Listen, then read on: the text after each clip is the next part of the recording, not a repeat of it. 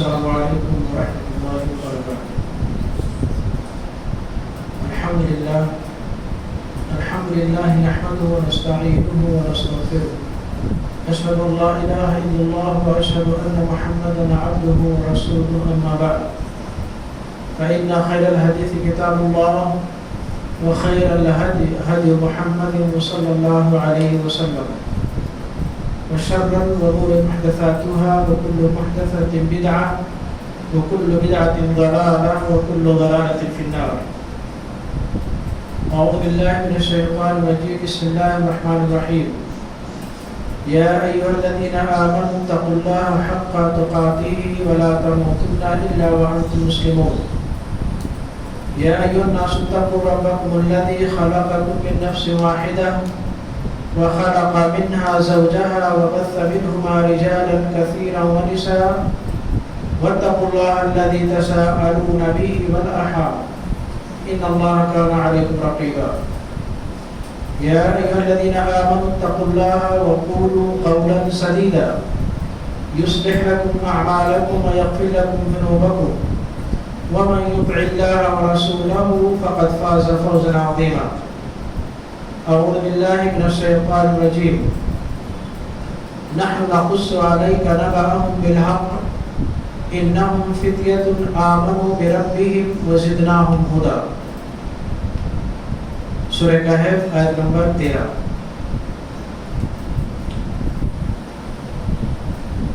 حاضرین مجلس،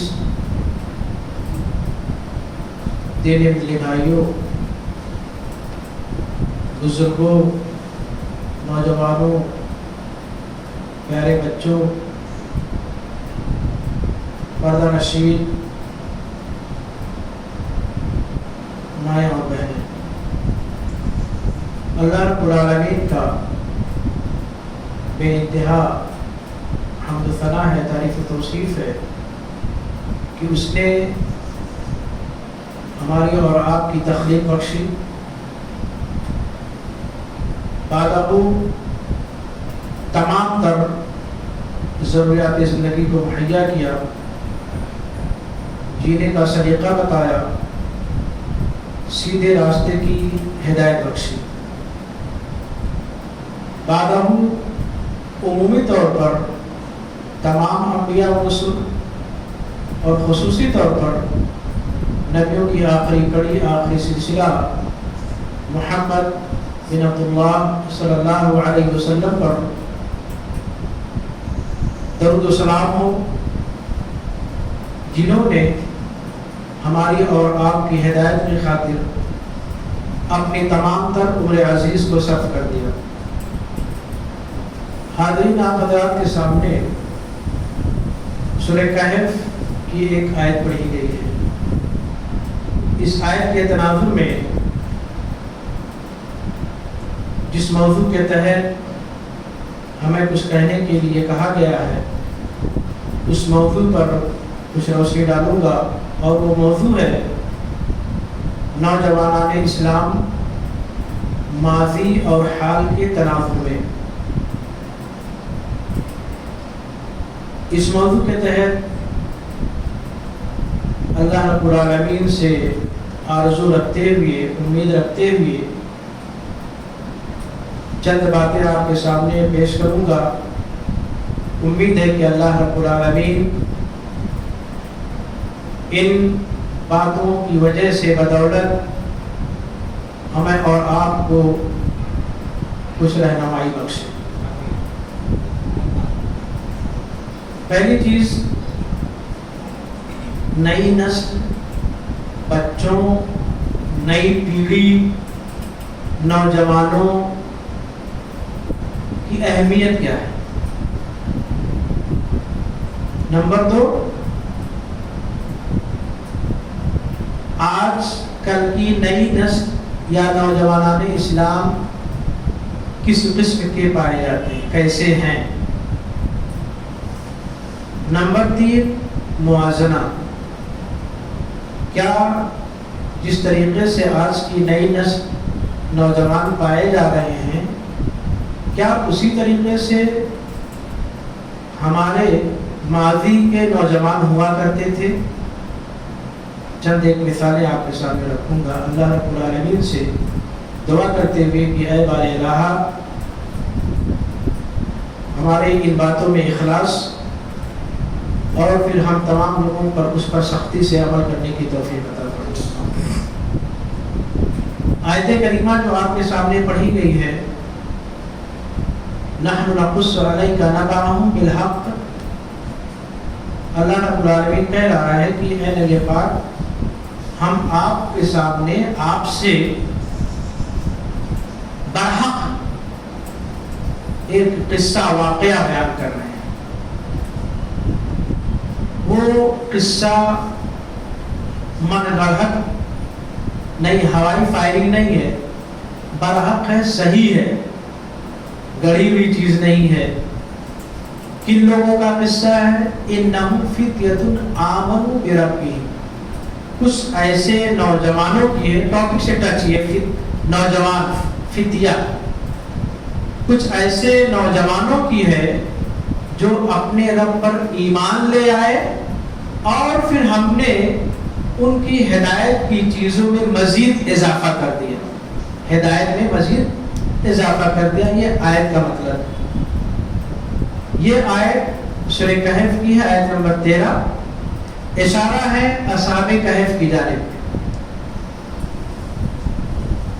اصحاب کہف کا واقعہ کب کا ہے؟ آپ تفسیر کی کتاب پڑھیں گے، تفسیر ابن کثیر وغیرہ، تو اس میں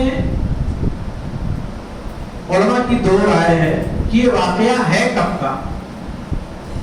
کچھ لوگوں نے کہا کہ یہ واقعہ بنو اسرائیل کا ہے، عیسیٰ علیہ السلام کے زمانے کا ہے۔ کچھ لوگوں نے کہا کہ عیسیٰ علیہ السلام سے پہلے کا ہے، اور حافظ ابن کثیر رحمہ اللہ علیہ نے اسی دوسرے قول کو ترجیح دی ہے کہ عیسیٰ علیہ السلام کے زمانے سے پہلے کا یہ واقعہ ہے۔ بہرحال نوجوانوں کی جماعت تھی، اللہ رب العالمین پر ایمان لائے، سختیاں کی گئیں، گھر بار چھوڑ دیا، ہجرت کر گئے، پہاڑ کے کوہ میں، غار میں جا کر کے پناہ لی۔ اللہ رب العالمین نے انہیں سلا دیا، 309 سال تک سوتے رہے، پھر جگے، بازار میں آئے، کچھ کھانے پینے کی چیزیں خریدنی چاہیے، پتہ چلا کہ یہ سکہ اس زمانے کا نہیں ہے۔ بہرحال خلاصہ یہ کہ اللہ رب العالمین نے دوبارہ اسی غار میں ان کو ہمیشہ ہمیشہ کی نیند سلا دی، لیکن وہ ایمان لانے کی خاطر، ایمان کی وجہ سے اپنے گھر بار کو، بیوی بچوں کو، مال جائیداد پراپرٹیز کو، اقربا وعزہ کو، رشتہ داریوں کو، تمام کو تیغ دیا، تمام کو چھوڑ دیا۔ وہ نوجوانوں کی ایک جماعت تھی، ٹیم تھی۔ کتنے تھے وہ؟ صحیح معنوں میں ان کی تعداد کا اندازہ نہیں لگایا جا سکتا ہے۔ قرآن میں جو کہا گیا فتیتن، فتیتن یہ جمع قلت ہے، اس کا مفرد فتح ہے۔ جمع قلت کا مطلب یہ ہے کہ اس کی جمع قلت کی تعداد زیادہ سے زیادہ تعداد 9 تک ہو سکتی ہے، اس سے زیادہ نہیں ہو سکتی ہے، 3 سے لے کر کے 9 تک، یعنی ان کی تعداد 3 بھی ہو سکتی ہے، 9 بھی ہو سکتی ہے، یا 3 اور 9 کے درمیان جتنی گنتیاں پائی جاتی ہیں کوئی ایک بھی ہو سکتی ہے۔ صحیح اندازہ نہیں لگایا جا سکتا ہے، اللہ بہتر جانتا ہے۔ بہرحال یہ آیت کے تعلق سے باتیں بھی، نوجوانان اسلام ماضی اور حال کے تناظر میں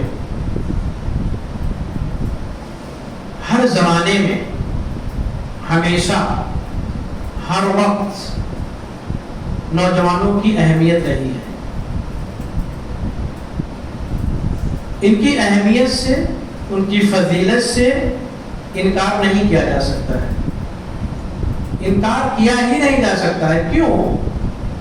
اس لیے کہ کبھی آپ بھی نوجوان رہے ہوں گے، کبھی آپ بھی رہے ہوں گے، کبھی آپ کے داڑھی پہ بال نہیں آئے ہوئے ہوں گے، ابھی آپ کی داڑیاں پک گئی ہیں، آپ کی داڑیاں پک گئی، آپ اپنے گھر کے سربراہ ہوں گے، آپ ذمہ دار ہوں گے، آپ نے پوری ذمہ داریاں اپنے سر پہ اٹھا لی ہیں. تو یہی نوجوان پیڑھی، یہی نونہالان اسلام بعد میں جا کر کے جو ذمہ داری آپ سنبھال رہے ہو یا ہمارے بزرگ لوگ سنبھال رہے ہیں، وہی ذمہ داری ان کے کاندھوں پر بھی آنے والی ہے. تو ان کی فضیلت سے، ان کی اہمیت سے انکار نہیں کیا جا سکتا ہے. تو دیکھیے، شادی کا ایک مقصد ہے.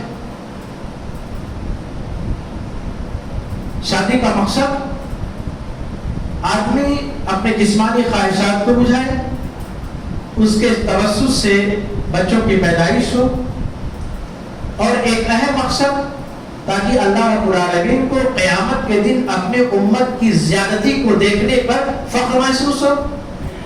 یہ وجوہات ہیں.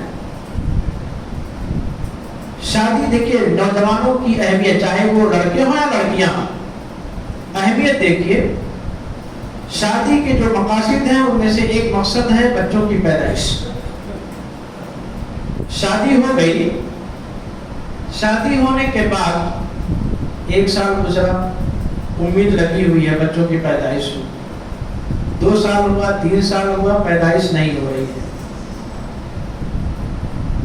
دوا، علاج، دعا اور دوا شروع ہو جاتی ہے. یہاں تک کہ اولاد کی چاہت میں نعوذ باللہ لوگ شرکیہ کام بھی کر بیٹھتے ہیں.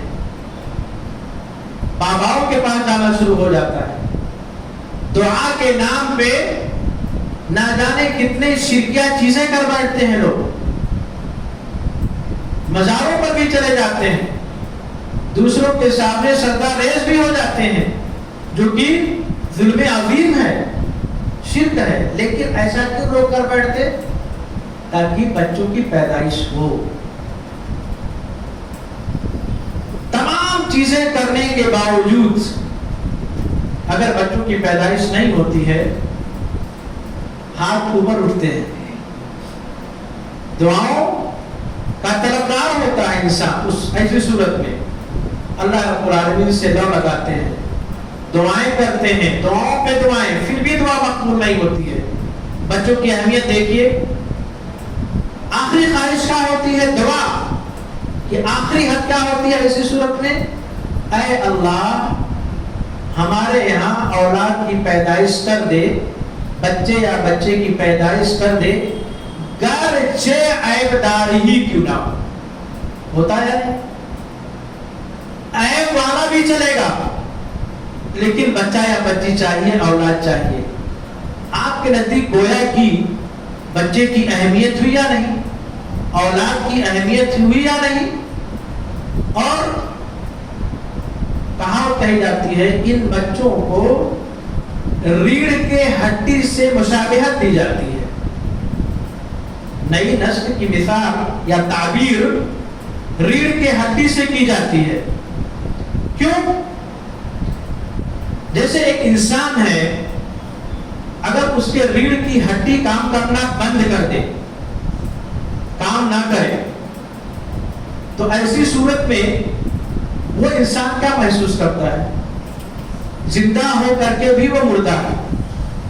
ہر وقت، ہمہ وقت ایک دوسرے شخص کا وہ محتاج ہوتا ہے.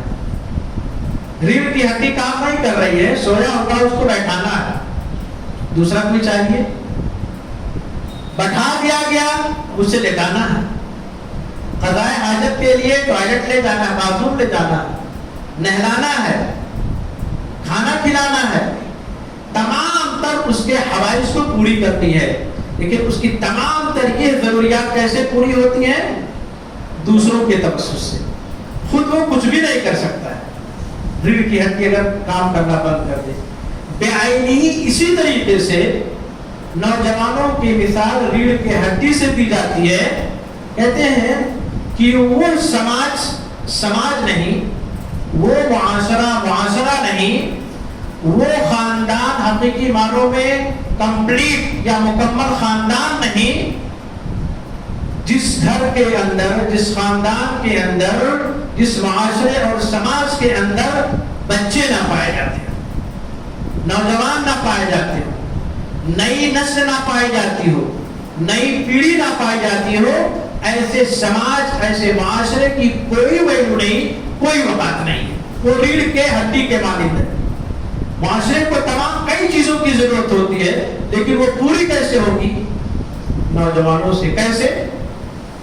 ان نوجوانوں پہ، نئی نسل پہ ہر ایک کی نظر ٹکی ہوئی ہے، چاہے وہ والدین ہوں، چاہے اس نئی نسل کے رشتہ دار ہوں، اقربا و اعزاء ہوں، سماج والے ہوں، معاشرے والے ہوں، سوسائٹی والے ہوں۔ بھائی فلاں کا بچہ ہے نا، وہ پڑھ رہا ہے، ڈاکٹری کر رہا ہے، بعد میں چل کر کے ضرور اپنے معاشرے کی خدمت کرے گا۔ فلاں صاحب کی بچی ہے، فلاں مدرسے میں عالمہ کر رہی ہے، فارغ ہو جائے گی تو ضرور اپنے خاندان والوں کو سدھارے گی۔ اگر اپنے خاندان والوں کو نہیں سدھار پائی تو کم سے کم شادی ہونے کے بعد اس کی اولاد تو صحیح رہے گی۔ کیوں؟ اس لیے کہ عالمہ ہے۔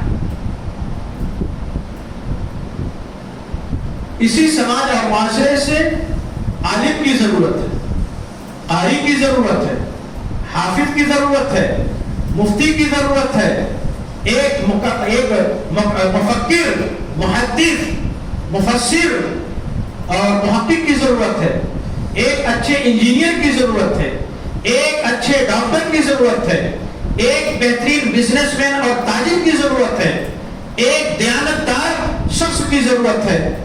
یہ آخرکار یہ تمام افراد کہاں سے پیدا ہوں گے؟ کہاں سے بنیں گے؟ انہی نوجوانوں میں سے تو بنیں گے، بشرط یہ کہ اگر ہم نے صحیح معنوں میں تربیت کی ہے۔ ورنہ ایسا نہیں ممکن کہ جتنے لوگ ڈاکٹر بنے سب اچھے ہی رہیں گے، جتنے لوگ انجینئر بنے سب ایماندار ہی رہیں گے، جتنے لوگ فلاں بنے سب اچھے رہیں گے۔ شرط کیا ہے کہ اگر صحیح معنوں میں تربیت ہوئی ہے تو وہ صحیح بنیں گے، اور اچھے معاشرے کو ایسے افراد کی ضرورت ہے، اسے انکار نہیں کیا جا سکتا ہے۔ تو یہ نوجوانوں کی، نئی نسل کی ہمیشہ سے ضرورت ہے اور تا قیامت رہے گی۔ اگر کسی معاشرے میں، سوسائٹی میں نوجوانوں کی ٹولی نہیں پائی جاتی ہے تو وہ معاشرہ نہیں، سماج نہیں، اور وہ خاندان نہیں۔ یہ نوجوانوں کے تعلق سے، نئی نسل کے تعلق سے، ان کی اہمیت کے تعلق سے مختصر سی بات ہوئی۔ ہم آتے ہیں ٹاپک کے دوسرے حصے پر۔ وہ حصہ کیا ہے کہ آج کی نئی نسل کیا ویسے ہی پائی جاتی ہے جس طریقے سے ہم نے اور آپ نے ان سے آرزویں لگا کے رکھی، تمنائیں لگا کے رکھی ہیں، ہماری جس طریقے سے ان سے خواہشات ہیں، مطلوبات ہیں، کیا ہم بعینی اسی طریقے سے پاتے ہیں؟ آج کی نوجوان نسل کیسی ہے؟ نوجوان اسلام کیسے ہیں؟ آج کی بچیاں اور بچے کیسے پائے جاتے ہیں؟ میں مجموعی طور پہ، کلی طور پہ تو نہیں کہہ سکتا، لیکن اکثریت، میجارٹی کہہ سکتا ہوں کہ آج کی اکثریت نوجوانوں کی میجارٹی، اکثریت زیادہ نوجوان، چاہے بچے ہوں یا بچیاں ہوں، بگڑے ہوئے ہیں۔ ہماری امیدیں جیسے ان سے ہیں اس طریقے سے ہم انہیں نہیں پاتے ہیں، کسی بھی اعتبار سے، کسی بھی اعتبار سے، علمی اعتبار سے، اخلاقی اعتبار سے، معاشرتی اعتبار سے، دینی اعتبار سے، عملی اعتبار سے، کسی بھی اعتبار سے ہم نوجوانوں کی اکثریت کو اچھے راہ پر، سیدھے راہ پر نہیں پاتے ہیں۔ جیسے مثال کے طور پہ فار ایگزامپل نوجوانوں کا پہناوا لے لیجیے، ان کا وضاقتہ دیکھ لیجیے. نوجوانوں کا وضاقتہ پہناوا کیسا ہے دوستوں؟ ہمیں اور آپ کو دیکھ کر کے ان کے پہناوے کو، ان کے وضاقتہ کو کبھی کبھار شرم آتی ہے. ایک سوال میں آپ سے کروں گا، اللہ رب العالمین کے نزدیک بندہ سب سے زیادہ نزدیک اللہ رب العالمین کے بندہ کب ہوتا ہے؟ سجدے کی حالت میں اللہ رب العالمین کے نزدیک بندہ بالکل قریب ہو جاتا ہے، مقرر.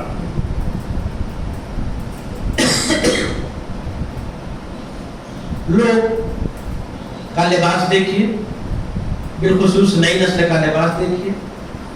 سب سے محبوب ترین عمل کیا ہے اللہ رب العالمین کے نزدیک؟ ہم جو عمل کرتے ہیں اللہ رب العالمین کو خوش کرنے کے لیے، ہمارے تمام اعمال میں سے سب سے محبوب ترین عمل کیا ہے؟ وقت پر نماز کی ادائیگی ہے، الصلاۃ والسلام. اور اس نماز کا ایک حصہ کیا ہے؟ سجدہ. سجدے کی حالت میں سب سے قریب ہو جاتا ہے بندہ. اب ہم اپنے نماز کی حالت کو دیکھیں، اپنے پہناوے کو دیکھیں. اللہ رب العالمین کے سب سے چہیتا عمل، محبوب ترین عمل کے لیے آتے مسجد میں. کہاں پر؟ دنیا کی سب سے افضل ترین جگہ پر آتے ہو. کون سی جگہ؟ مسجد. سب سے افضل ترین جگہ، سب سے افضل ترین کام، سب سے افضل ترین حالت اور کیفیت اللہ رب العالمین کو خوش کرنے کے لیے. لیکن وہ خوش کرنے کا طریقہ ہمارا کیا ہے کہ جب ہم سجدے میں جاتے ہیں تو پتہ کیا چلتا ہے کہ پیچھے کا حصہ دکھائی دے رہا. پیچھے کا حصہ دکھائی دیتا ہے، سطر پوشی نہیں ہو پاتی ہے. یقین جانیے اللہ رب العالمین سب سے زیادہ شرم کھانے والا ہے. آپ یا ہم یا کوئی بھی شخص پیشانی کو رگڑتے رہے، بڑے بڑے نشانات پڑ جائیں، لیکن اگر ہم اس کیفیت میں سجدہ کر رہے ہیں تو کیا اللہ رب العالمین ہماری اس عبادت کو قبول کرے گا؟ نئی نسل کے لوگ آتے ہیں، سجدہ کرتے ہیں، شرٹ اتنی چھوٹی، پینٹ اتنا چست، سجدہ کیا پیچھے کا حصہ دکھائی. میں نے تو کئی بار دیکھا، آپ نے دیکھا یا نہیں دیکھا مجھے نہیں پتا، لیکن میرا مشاہدہ کئی بار کا ہے. اللہ رب العالمین کو یقین جانیے ایسی عبادت نہیں مطلوب ہے. اللہ رب العالمین کو ایسی عبادت نہیں چاہیے. اللہ رب العالمین کو ایسی عبادت نہیں چاہیے. فائدہ کس کا ہے؟ نماز کے لیے ہم آتے تو اللہ رب العالمین کا کچھ اس میں فائدہ ہے کیا؟ ہم اگر نعوذ باللہ نماز نہ پڑھیں، روزہ نہ رکھیں، تمام اچھے اعمال نہ کریں تو کیا اللہ رب العالمین کی شان میں، اللہ رب العالمین کی عزت میں، اللہ رب العالمین کے مرتبت میں کوئی کمی واقع ہوگی؟ قطعی طور پہ، کلی طور پہ ذرہ برابر بھی اللہ رب العالمین کی عزت میں، شان میں کمی واقع نہیں ہو سکتی ہے. خسارہ ہمارا اور آپ کا ہے. ہم اللہ رب العالمین کو خوش نہیں کر پا رہے، اپنی عبادتوں سے اللہ رب العالمین کو راضی نہیں کر پا رہے. کیوں؟ اس لیے کہ اللہ رب العالمین کی عبادت میں آتے اور ننگا پن ہو کر کے. اللہ رب العالمین کو ایسی عبادت نہیں چاہیے. پہناوا دیکھیے، وہ حصے جو آپ کے سطر میں آتے ہیں. پینٹ ابھی دیکھیے آج تک کی پینٹ کیسے چلی ہوئی ہے. عجیب سی بات ہے، ہمارے نوجوانوں کا عقل، یہ دماغ کہاں چلا گیا. رام پہ پھٹا ہوا، پیچھے پھٹا ہوا، یہاں پہ پھٹا ہوا، اور اسی چیز کو شان سے پہن کے چلتے ہیں. آپ اور ہم سوچیں اپنے ماضی کے کچھ سالوں میں چلے جائیں، جب ہمارا اور آپ کا کوئی کپڑے کا حصہ پھٹ جاتا تھا کہیں بھی ہو، تو جب تک اس کو سلا نہیں لیتے، اگر اس درمیان کہیں رشتے داری میں جانا ہوتا تو رشتے داری میں جانا منسوخ ختم کر دیتے، پہلے یہ کپڑا صحیح ہونا چاہیے، سل جائے تب جاؤ، ورنہ لوگ مذاق اڑائیں گے۔ ابھی کیا ہے، سلا ہوا نہیں کہ پھٹا ہوا چاہیے، ورنہ لوگ مذاق اڑائیں گے۔ دماغ پھٹ گیا نئی نسل کے لوگوں، کپڑا پھاڑ پھاڑ کے جاتے، اور وہی چیز مال سے اچھے اچھے دکان سے خرید کے لاتے پھٹا ہوا۔ پہلے اچھے خاصا دیکھ لیتے تھے ہم لوگ، کہیں کچھ پھٹا تو نہیں ہے، پھٹا ہوا ریجیکٹ، بھائی اچھا والا تو یہ تو یہاں کافی ہے، یہاں پھٹا ہوا ہے۔ ابھی کیا ہے، نہیں اچھا والا نہیں چاہیے، پھٹا والا چاہیے۔ عجیب سی بات۔ پہلے ہم نائی کے یہاں جاتے تھے بال کٹوانے، تھوڑا سا گڑبڑ کر دیتا، اگر نائی خراب کر دیتا، کہیں جانے کا ہوتا پلان کینسل ہو جاتا، ہے یار بہت گندا کر دیا ہے، 2-4 دن ایک ہفتہ رک جاتا ہوں، تھوڑا صحیح ہو جائے پھر جاؤ۔ ابھی کیا ہے، عجیب کٹنگ، عجیب چیز، یہاں چھوٹا وہاں بڑا۔ ابھی میں رمضان کے آخری عشرے میں دھراوی میں گیا، ایک 9-10 سال کا بچہ، 27ویں رات کو نہیں 29ویں رات کو، وہاں دیکھا بچے کے یہاں تارا بنا ہوا ہے، تارا ہے، اس کے بعد پھر چاند بنا ہوا ہے، اس کے نیچے 3-4 لائن بنی ہوئی ہے۔ اب ہمیں اگر تارا اور چاند دیکھنا ہو تو اپنی نظر تو اوپر نہیں کرنا، اپنے سامنے دیکھ لیجیے کسی بچے کے ساتھ، تارے زمین پر۔ عجیب مسئلہ ہے، اور اسی میں خوش ہے۔ یہ کیوں ہے ایسا دوستوں؟ اس لیے کہ جو دشمنان اسلام عناصر ہیں، مسلمانوں کے اگینسٹ میں جو لابیاں کام کرتی ہیں، جو عناصر پیچھے لگے ہوئے ہیں، نعوذ باللہ ہماری نئی نسل کے لوگوں نے، ہمارے بچوں نے، ہماری اولاد نے، نوجوانان اسلام نے ان دشمن عناصر کو اپنا آئیڈیل اور نمونہ بنا لیا ہے۔ اچھا دیکھیے، کچھ سالوں پہلے اگر کسی کو داڑھی رکھنے کے لیے بولتے تو میں نہیں یار ابھی تو جوان ہوں، داڑھی کی کیا ضرورت ہے، بعد میں دیکھیں گے۔ اور ابھی نوجوانوں کی تعداد اگر دیکھیں تو اکثریت آپ کو گنا چنا کہیں ایسا ملے گا جو داڑھی نہ رکھتا ہو، فیشن والی داڑھی لے کے۔ کسی کرکٹر کے کو دیکھ لیا، اس نے ایسے داڑھی، کوہلی والی داڑھی رکھنا بھائی۔ کسی فلمی دنیا والے نے، اسٹار نے رکھ لیا، فلم اسٹار نے پیسہ داڑھی رکھنے کا۔ سنت کے مطابق کسی کی داڑھی نہیں پائیں گے الا ماشاءاللہ۔ تو یہ داڑھی رکھ کر کے جو گھوم رہے ہمارے نوجوان اسلام، یہ ثواب کا کام کر رہے ہیں یا گناہ کا کام کر رہے ہیں؟ فیصلہ کر لیجیے۔ اگر انہوں نے سنت کے اعتبار سے داڑھی رکھا تو بلا شک ثواب ملے گا، لیکن اگر انہوں نے اپنا آئیڈیل اور نمونہ غیر کو بنا لیا ہے، دشمن عناصر کو بنا لیا ہے، تو یقین جانیے وہ داڑھی نہیں، داڑھی کی جگہ پہ اور کچھ رکھ لے، ان کو سوائے عذاب اور گناہ کے کچھ اور نہیں ملنے والا ہے۔ کیوں؟ اس لیے کہ انہوں نے اپنا اسوہ، اپنا آئیڈیل دوسروں کو بنا دیا۔ ہونا کیا چاہیے؟ لقد کان لکم فی رسول اللہ اسوۃ حسنہ۔ ہم انسانوں، ہم مسلمانوں کی زندگی میں آئیڈیل اور نمونہ کسے ہونا چاہیے تھا؟ نبی پاک صلی اللہ علیہ وسلم کی زندگی کے تمام گوشہ جات ہونے چاہیے۔ نئی نسل کو اگر دیکھا جائے، ان کے اخلاق کو، ان کی بات کو، ان کے عادت و اقدار کو شرم آتی ہے۔ وہ لباس جو مردوں کے ہونے چاہیے ہماری بچیوں نے اپنا لیا ہے، جو بچیوں کا ہونا چاہیے بچوں نے اپنا لیا ہے۔ لباس کا طریقہ ہے، لباس پہننے کے شرائط ہیں، حدود ہیں۔ ان لباس کے شرائط کی پاسداری کرتے ہوئے کوئی بھی پہن سکتا ہے، کوئی بھی پہن سکتا ہے۔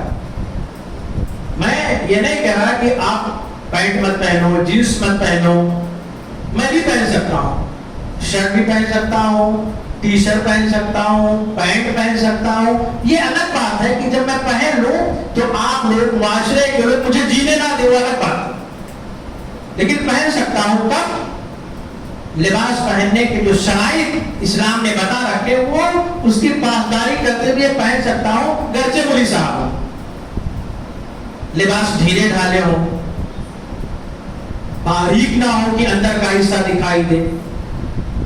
اگر اللہ نے مرد بنایا ہے تو ٹخنے سے اوپر ہو، عورت بنایا ہے تو ٹخنے سے نیچے ہو،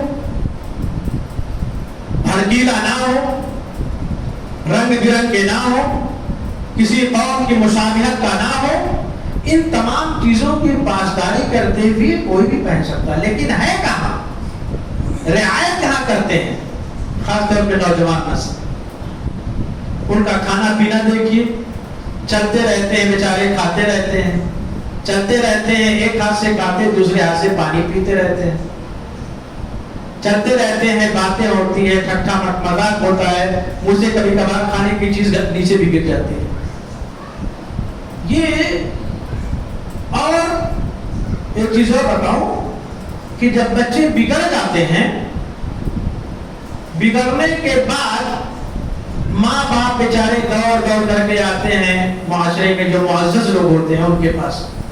فلاں صاحب، حافظ جی، مولوی صاحب، حاجی صاحب، فلاں صاحب، ہمارا بچہ ہاتھ سے نکل گیا، بچی ہاتھ سے نکل گئی، بالکل بگڑ گئی، اب اپنا اس پر بس نہیں ہے، میں بے بس ہو گیا ہوں، کچھ بتائیے کیسے اس کو سدھارا جائے. یہی چیز اگر پہلے آپ نے پوچھ لیا ہوتا کہ ہمیں تربیت دینی ہے، کیسے تربیت دی جائے، اچھی چیزیں کیسے سکھائی جائیں تو بات بنتی. اب تو بات بگڑ گئی ہے. یہاں تک معاشرے میں آپ دیکھیے کون سی ایسی چیز ہے برائی کے نام پر آج کی تاریخ میں جو معاشرے کے نوجوانوں کے اندر نہیں پائی جاتی. کوئی ایک بتا دیجیے. ابھی میں 2 دن پہلے تقریباً 3 بجے کا ٹائم رہا ہوگا، میں اسکول سے واپس ہو رہا تھا، رکشے سے اترا، گھر کو جا رہا تھا. ایک نوجوان بچے کو تقریباً میرے خیال سے 18-19 سال کی عمر نہیں ہوگی، کالی والی جو تھیلی ہوتی ہے اس کے اندر سیرپ ہوتا نا، کھانسی کی سیرپ، شیشی، پوری شیشی کھول کر کے اس کو پیتے ہوئے جا رہا تھا. آدمی سیرپ کی پوری شیشی پی رہے تو اس کی کیا حالت ہوگی؟ نشے کے لیے پی رہے ہیں نا. نوجوان مسلم لڑکا، 2 دن کی پہلے کی بات کر رہا ہوں میں، میرے سامنے سے لڑکا گزرا. کتنی بار ایسا ہوگا، میں جانتا ہوں اس چیز کو کیا بولتے ہیں. یہ دھاگا یا روئی میں کوئی چیز اسپرٹ جیسی کوئی چیز، اس کی خوشبو ایسے ہوتی ہے، ہاتھ میں لے کر کر سونگ رہا. ایک بار تو ایسا میرے سائڈ میں لڑکا بیٹھا ہوا تھا رکشے میں، سونگ رہا ہے، ہر 1 منٹ تو میرے پاس سونگ رہا ہے، اور وہ بالکل مست ہے، اپنے آپ کو بے قابو کر دیا ہے. نشے والی چیز. اور ایک چیز اور، یہ جو نشہ ہمارے بچے کرتے ہیں، کیا ماں باپ کو پتا نہیں ہوتا ہے؟ رات کے 1 بجے، رات کے 2 بجے آپ کا بچہ گھر میں نہیں ہے، کہاں ہے؟ کسی نے دیکھا اس نکڑ پہ، اس کونے میں، اس کونے میں کھڑا ہے، چاہے وہ دن کے دوپہر میں ہو، رات کی تاریکی میں، بیٹا کیا کر رہے؟ ٹائم پاس کر رہے. ٹائم پاس جب کرواؤ گے آپ تو آپ کے بچے خراب ہی ہوں گے، بنیں گے نہیں. ان پر جب نظر نہیں ہوگی تو بگڑیں گے، بن نہیں سکتے. بہرحال خلاصہ یہ کہ آج کی نئی نسل کی اکثریت، میجارٹی، چاہے وہ بچے ہوں یا بچیاں ہوں، بگڑی ہوئی ہیں. صحیح طور پہ نماز نہیں پڑھتے، صحیح طور پہ روزہ نہیں رکھتے، اچھے کام نہیں کرتے، بڑے لوگوں کا ادب و احترام نہیں کرتے، کھانے پینے چیزوں کی رعایت نہیں کرتے، یا بد اخلاقی کا مظاہرہ کرتے. جتنی بھی برائیاں ہو سکتی ہیں آج کی تاریخ میں نئی نسل میں پائی جاتی ہیں، انکار نہیں کیا جا سکتا ہے، الا ماشاء اللہ، الا ماشاء اللہ. کیا طریقے سے آج کی نئی نسل پائی جا رہی ہے،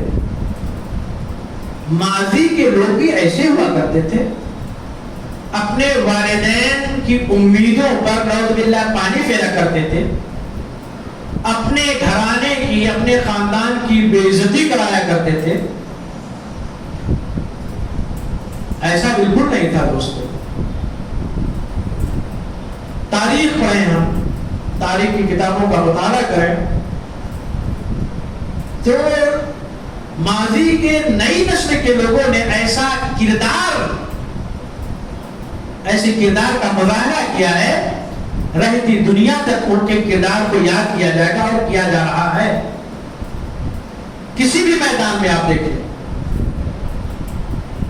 عملی اعتبار سے، دعوتی اعتبار سے، اخلاقی اعتبار سے، اور اسی طریقے سے جانی مالی اعتبار سے، علمی اعتبار سے، کسی بھی اعتبار سے، ایمانی قوت کے اعتبار سے، ایمانی جذبے کے اعتبار سے، کسی بھی اعتبار سے آپ دیکھ لیجئے ہمارے اسلافوں نے لوہا منوایا ہے. لوہا، چند ایک مثال آپ کے سامنے رکھوں. ایمانی غیرت کی، ایمانی حمیت، ایمانی قوت اور جذبے کی ایک مثال میں آپ کو دیتا ہوں. جنگ قادسیہ سن 11 ہجری میں پیش آیا. ربیع بن عامر رضی اللہ تعالیٰ عنہ کا نام آپ نے سنا ہو. بہت حوصلہ، باہمت صحابی رسول رضی اللہ عنہ. جنگ قادسیہ میں جاتے ہیں. اس وقت ایران کا جو بادشاہ ہوا تھا، اس وقت کے ایران کے بادشاہ کو کسرا کہا جاتا تھا، لقب کسرا ہوا کرتا تھا. اور روم کا جو بادشاہ ہوا کرتا تھا اس کا نام قیصر، یہ لقب تھا. لیکن بادشاہ کا نام کیا تھا جو ایران میں تھا؟ اس کا نام تھا رستم. نام رستم تھا، لقب کسرا تھا. رستم اپنی دربار میں ربیع بن عامر رضی اللہ تعالیٰ عنہ کو بلاتا ہے. یہ امید لے کر کے، اس کے ذہن میں یہ چیز بس گئی تھی کہ ربیع بن عامر آئیں گے اور ہتھیار ڈال لیں گے، ہم غالب ہو جائیں گے. ربیع بن عامر رضی اللہ تعالیٰ عنہ کہاں جا رہے ہیں؟ کس جگہ جا رہے ہیں؟ بادشاہ کے دربار میں.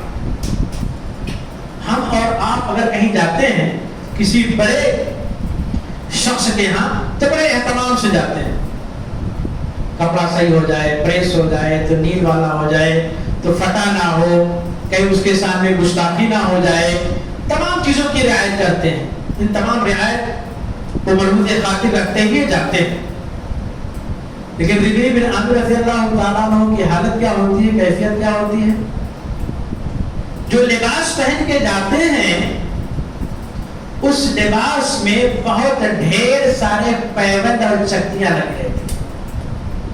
پھٹا ہوا کپڑا جگہ جگہ پہ پھٹا ہوا ہے، سلا ہوا ہے، پھٹا ہوا ہے، سلا ہوا، چکتیاں لگی ہوئی ہے، سلا ہوا کپڑا پھٹا ہوا. کپڑا تو کمزور تھا، پھٹا ہوا تھا، لیکن ان کا ایمان نہیں پھٹا ہوا تھا. ایمان مضبوط تھا، قوی تھا، ایمانی غیرت تھی. ربیع بن عامر بہت کسرا رستم بہت خوش تھا. کس حالت میں جاتے ہیں؟ ننگی تلوار کی نوک زمین پر رکھ رہے ہیں. بادشاہ کا دربار ہے، اس زمانے کا جو بھی مفروضات رہے ہوں گے، جہاں بھی رکھ رہے ہیں، جو بھی چیز بچھی ہوئی ہے وہ پھٹتی ہوئی جا رہی ہے. تلوار کی نوک رکھ رہے ہیں، پھٹتی ہوئی جا رہی ہے. سامنے پہنچتے ہیں، رستم بڑا خوش ہوتا ہے، یہ آیا وہ پہاڑ کے نیچے، اب تو سرنڈر کر دیں گے.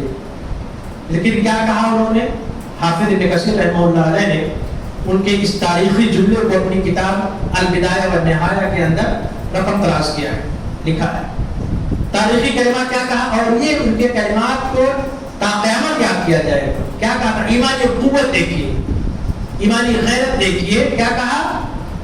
اللہ تعالی لتخرج من شاء من عبادت العباد الى عبادت اللہ ومن ضيق الدنيا الى سعتها ومن جور الادیان الى عدل الاسلام. یہ مقصد ہے ہمارے آنے کا رستم، یہ مقصد میں لے کر کے تمہارے پاس آیا ہوا ہوں. میں تم سے ڈر کر کے نہیں آیا ہوا ہوں کہ تمہارا فرمان صادر ہوا یا مجھے بلایا گیا تو اب میں جاؤں. میں اس ہمت کے ساتھ آیا ہوا ہوں، اپنے ایمانی غیرت کے ساتھ آیا ہوا ہوں. مقصد کیا ہے؟ اللہ تعالی، اللہ نے ہمیں بھیجا ہے تاکہ مقصد کیا؟ پہلا مقصد کیا؟ تاکہ ہم لوگوں کی بندگی سے نکال کر اللہ رب العالمین کی بندگی کے ڈگر پہ کھڑا کر دیا جائے، اس لیے آیا ہوا. جو شرک بدعات خرافات پائے جا رہے ہیں ان سب سے لوگوں کو آزاد کرا دیا جائے اور اللہ رب العالمین کی وحدانیت کی پہچان کروا دی جائے، اس لیے آیا ہوا. دوسرا مقصد یہ جو دنیا کی تنگ دامنی ہے، تنگی ہے، اس سے لوگوں کو آخرت کی کشادگی کی جانب لے آیا جائے. تیسرا مقصد دنیا کے اندر جو ادیان باطلہ پائے جا رہے ہیں، دوسرے مذاہب پائے جا رہے ہیں، ان کے اندر جو ظلم زیادتی پائی جا رہی ہے، جور پایا جا رہا ہے، اس سے لوگوں کو نکال کر کے مذہب اسلام کے عدل اور جسٹس کی جگہ پہ کہ ڈگر پہ لا کے کھڑا کر دیا جائے، اس لیے آیا ہوا. یہ مقصد آنے کا. رستم کا منہ کھلا کا کھلا اور ہکا پکا رہ گیا، کچھ نہ بن پڑی. یہ پہلے کے نوجوان تھے دوستوں، ایمانی غیرت تھی، ایمانی جسارت تھی، ایمانی قوت تھی. آج کے نوجوان کیسے ہیں؟ قرآن جلایا جائے نعوذ باللہ، رسول کو گالیاں دی جائے نعوذ باللہ من ذالک، گندے گندے اسٹیچو بنائے جائیں نعوذ باللہ من ذالک. ہمیں کچھ بھی واسطہ نہیں ہے. ہم کیوں؟ اس لیے کہ نعوذ باللہ ہم نے اپنا آئیڈیا تو دوسرے کو بنا رکھا ہے. جو مسلم عناصر دشمن ہیں ان کو آپ نے اپنا رکھا ہے. ہمیں نبی رسول اپنے مقام اور اللہ سے کیا واسطہ نعوذ باللہ. یہ ایمانی غیرت کی ایک مثال.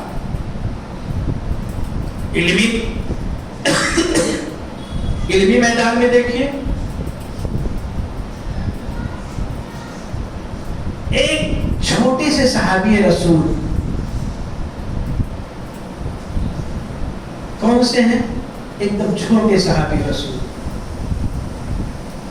اور علم میں بہت پائے کے، ان جیسا قرآن کو سمجھنے والا نبی پاک صلی اللہ علیہ وسلم کے بعد کوئی پیدا ہی نہیں ہوا. کون ہے وہ صحابی رسول؟ اللہ کے رسول صلی اللہ علیہ وسلم کے بعد قرآن عزیز کو سب سے زیادہ سمجھنے والے صحابی رسول کون؟ عبداللہ ابن عباس رضی اللہ تعالیٰ. وہ اپنے تعلق سے خود کہہ رہے ہیں، خود وہ اپنی بات بتا رہے ہیں. توفی النبی صلی اللہ علیہ وسلم وانا ابن 10 سنین وقد قرأت القرآن. رواه البخاری فی صحیح کتاب فضائل القرآن، حدیث نمبر 5035.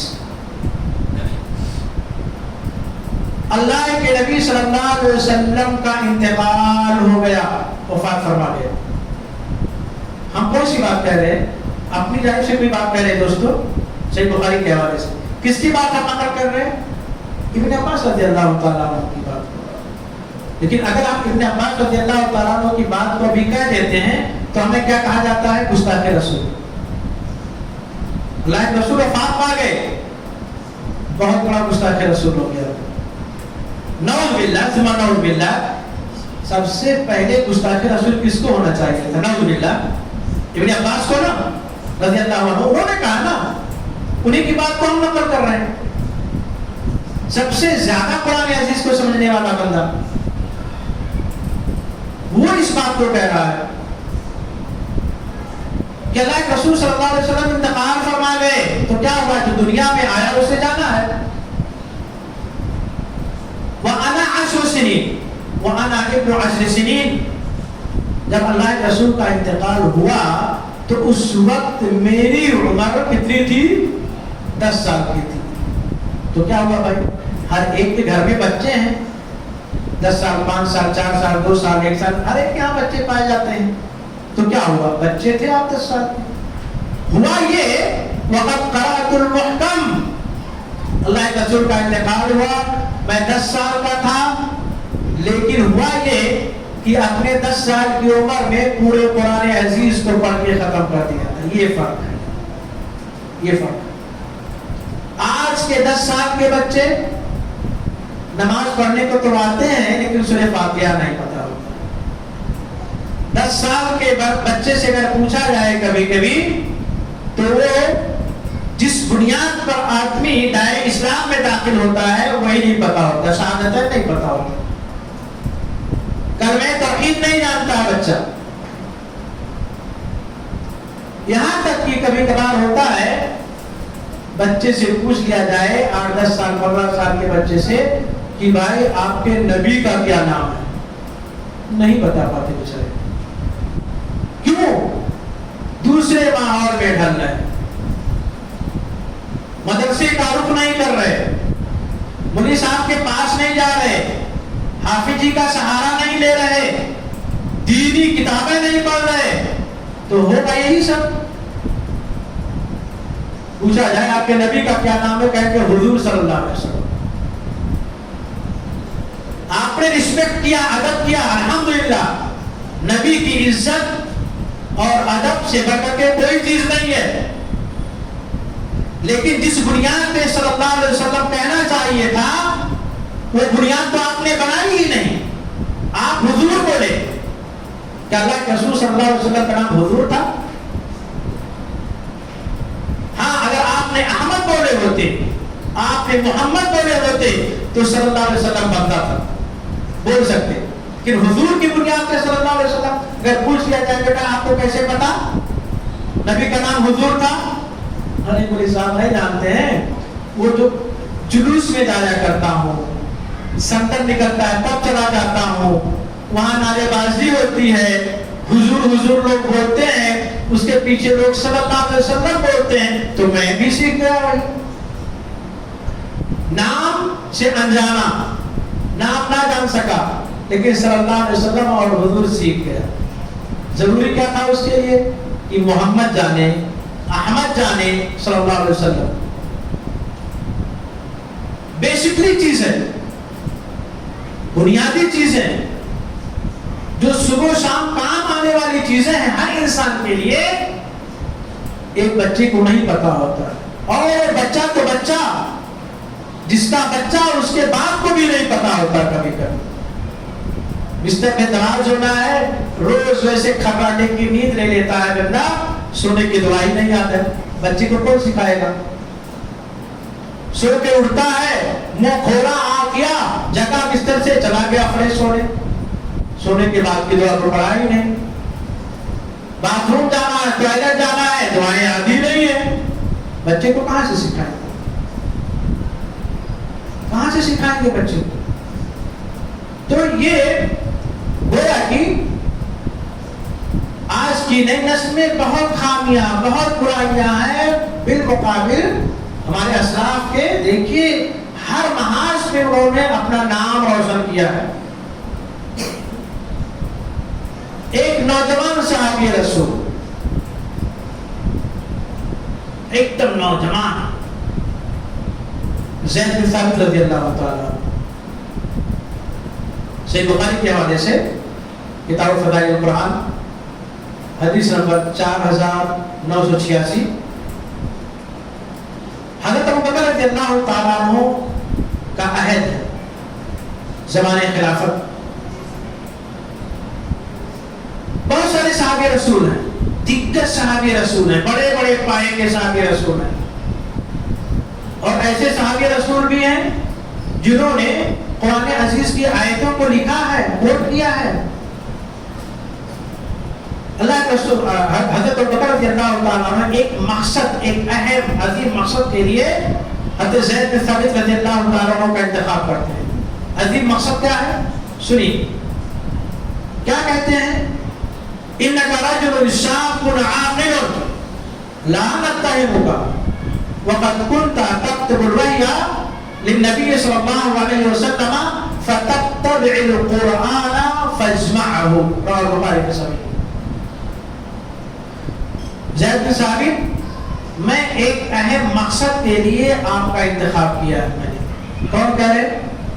حضرت ابو بکر رضی اللہ تعالیٰ. مقصد کیا ہے؟ بہت سارے صحابہ رسول ہیں لیکن میری نظر آپ ہی پہ پڑ رہی ہے، اس لیے کہ جو میں چاہتا ہوں وہ تمام خوبیاں آپ کے اندر پائی جا رہی ہیں، اس لیے آپ کا انتخاب ہو رہا ہے. انکا رجل، آپ مرد ہیں، یہ کام عورت نہیں کر سکتی. شاب، نوجوان ہے، آپ کے ریڑھ کی ہڈی کام کرے گی، آپ اکتاؤ گے نہیں، آپ کی بینائی بھی مضبوط ہے، آپ یہ نہیں کہو کہ بھائی دیکھتے دیکھتے اب نہیں دیکھ پا رہا ہوں، تھک گیا، ہاتھ تھک گیا، کھڑے نہیں ہو پا رہا ہوں، ریڑھ کی ہڈی کمزور ہو گئی، نظر کام نہیں کر رہی ہے، آپ یہ نہیں کہو گے. کیوں؟ شاب پولیس لیے کی نوجوان ہے. عاقلاً، تیسری وجہ کیا ہے کہ آپ کا دماغ کام کرتا ہے، آپ عقل مند ہیں، زیرک ہیں، چالاک ہیں، ہوشیار ہیں. نعوذ باللہ من ذالک، آپ روڈ چھاپ نہیں ہے، مجنون اور دیوانہ اور پاگل نہیں ہے آپ. نعوذ باللہ. ایک اور وجہ جو اہم کیا ہے؟ لا نتہمہ ہوگا. ہم میں سے کوئی بھی شخص جرات نہیں کر سکتا ہے کہ آپ پر تہمت لگائے، الزام تراشی کرے. کیوں؟ اس لیے کہ جو کام میں آپ سے لینا چاہتا ہوں وہ آپ کے لیے کوئی نیا کام نہیں ہے، وہ کام آپ کر چکے ہو. اور وہ کام آپ سے کس نے کروایا ہے؟ پوری کائنات کی سب سے عظیم ہستی نے کروایا. کس نے کروایا؟ نبی پاک صلی اللہ علیہ وسلم نے آپ سے یہ کام کروا چکے ہیں. تو پھر کس کی بصارت، کس کی یہ جرات ہوگی کہ آپ پر تہمت لگائے؟ کرنا کیا ہے آپ کو؟ آپ قرآن عزیز کی اتباع، پیروی، قرآن عزیز کی بات کو مانتے ہوئے قرآن عزیز کو اکٹھا کرنے میں، لکھنے میں جٹ جائیے، لگ جائیے. قرآن عزیز آپ کو لکھنا ہے، یہ آپ کو یہ کام دیا جا رہا ہے کہ آپ قرآن عزیز کی پیروی کرتے ہوئے قرآن عزیز کو اکٹھا کرنے میں جٹ جائیے. آپ اپنے آپ کو جٹا لیجیے. دیکھیے ایک اہم نقطہ ہے یہاں پر، ایک اہم نقطہ ہے دوستو. یہاں پر کیا کہا گیا؟ پہلے فَتَتَّبِعِ الْقُرْآنَ فَاجْمَعْ. پہلے اتباع ہونی چاہیے کسی بھی چیز کے لیے، نبی کی اتباع ہونی چاہیے اپنے کام کو درست اور صحیح بنانے کے لیے، تب وہ ہمارا عمل کام آئے گا. نبی کی اتباع کے اگینسٹ میں ہے، اگر مخالفت میں ہے تو کتنا بھی اچھا کام کیوں نہ آپ کو لگے، آپ کے کام نہیں آ سکتا ہے، سود مند نہیں ہوگا. تو قرآن عزیز کی اتباع کرتے ہوئے ایسا نہیں کہ آپ کو ایک مقصد، ایک کرسی مل رہی ہے، منصب مل رہا ہے تو اب جو دل کا ہے وہ کیجیے. آج کے زمانے میں ایسے ہوتا ہے نا، لوگ کرسی کے پیچھے دوڑتے ہیں، کرسی جب مل جاتی ہے تو اس کرسی کے پیچھے نہ جانے کون کون سے کام انجام دے دیتے ہیں. کسی کو بھاؤ میں نہیں لاتے، کسی کو جوڑتے نہیں، لیکن جب تک کرسی نہیں ملتی ہے لوگوں کے تلوے چاہتے ہیں، لیکن جب مل جاتی ہے تو پھر چٹاتے ہیں. اسی لیے کہا گیا فَتَتَّبِعِ الْقُرْآنَ فَاجْمَعْ. قرآن عزیز کی اتباع کرتے ہوئے قرآن عزیز کو جمع کرنے میں، اکٹھا کرنے میں لگ جائیے. اللہ کے رسول صلی اللہ علیہ وسلم کے زمانے میں قرآن عزیز کو لکھا جاتا تھا، تختیوں پر، لکڑیوں پر، تنوں پر، چمڑوں پر لکھا جاتا تھا. بکھرے ہوئے تھے، اس کو اکٹھا کرنا تھا، لکھنے کا تھا. یہ کام کس کو دیا گیا؟ زید بن ثابت کو، نوجوان کو دیا گیا، کسی بڈھے شخص کو نہیں دیا گیا. آپ دیکھیں اب جاتا ہوا 5 منٹ اور سسری دور. ایک اور مثال دیتا ہوں، ایمانی قوت، میدان کارزات کی مثال آپ کو دوں. میں آپ نے طارق بن زیاد کا نام سنا ہوگا، بہت بہادر شخصیت. کوئی جنرل ہو، فوج کا اگوا اور لیڈر ہو، وہ اپنے وسائل کو اپنے ہاتھوں سے ختم کر دے تو آپ ایسے جنرل کو کیا کہیں گے؟ بندوق کا زمانہ ہے، میزائل کا زمانہ ہے، تو اس کا زمانہ ہے، کوئی جنرل ہو وہ سب کو برباد کر دے. اس کا دماغ ہو گیا ہے، یہ جو دماغ ڈھیلا ہو گیا ہے، دماغ نہیں کام کر رہا ہے، الٹا پلٹا کام کرنے لگا. یہ کہیں گے نا ارے گورنمنٹ نے اس کو کیسے بنا دیا، اس کو سرمایہ کیسے دے دی، یہی سب باتیں آئیں گی. طارق بن زیاد اندلس کو فتح کرنے کے لیے جا رہے ہیں. راستے میں ایک دریا پڑتا ہے، دریا کو پار کرنا ہے. دریا پار کر لیا، کس سے پار کیا؟ کشتیوں سے، نائے سے، ناؤ سے پار آپ نے کیا. تمام ان کے فوجی پار کر کے عبور کیا دریا کو. پہلا کام کیا کیا دوستوں؟ پہلا کام کیا کیا؟ اپنی تمام کشتیوں کو جلا دیا. یہ ایمانی قوت تھی. اپنا یہ وسائل میں سے تھے نا کہ بھائی وہ دوبارہ کیسے آئیں گے، نہیں جلانا چاہیے تھا. پار کیا اور فوراً تمام کشتیوں کو جلا دیا. کس چیز نے جلوایا؟ ایمانی قوت نے. آئے ہیں اللہ کے لیے، لڑیں گے اللہ کے لیے، مریں گے اللہ کے لیے، لوٹیں گے اللہ کے لیے. یہ ایمانی قوت تھی، ایمانی جسارت تھی. تمام کو جلایا، میدان کارزار میں گئے، اللہ رب العالمین نے فتح نصیب کی. کیوں جلایا تھا دوستو؟ اس لیے کہ لڑائی کے لیے، جنگ کے لیے تو جا رہے ہیں. بائی دا وے کہیں اگر ایسا ہو گیا کہ ہم ہارنے لگے، دماغ میں یہ بات آئے گی کہ ارے بھائی ساحلے سمندر، ساحلے دریا، کشتیاں لگی ہوئی ہیں، ہار رہے ہیں، چلو جلدی سے بھاگ لو، یہ چیز آئے گی ذہن میں.